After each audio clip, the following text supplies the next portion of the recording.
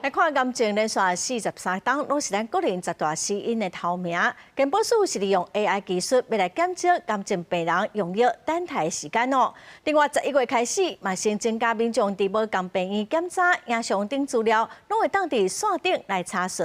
也毋但会当来避免重复检查，嘛通来减少健保的支出。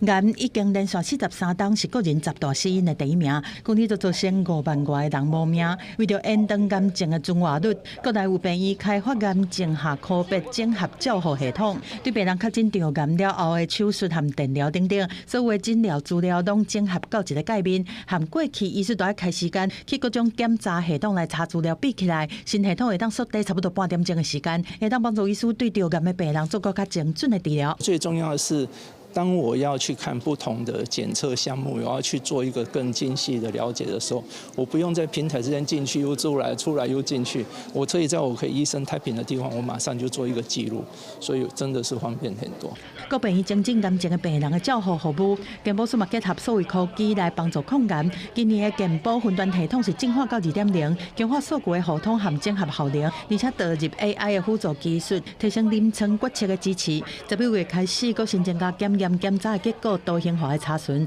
譬如讲民众下院所看医生，唔免佫变影像的光碟，会当避免重复检查嘛，减少健保的支出。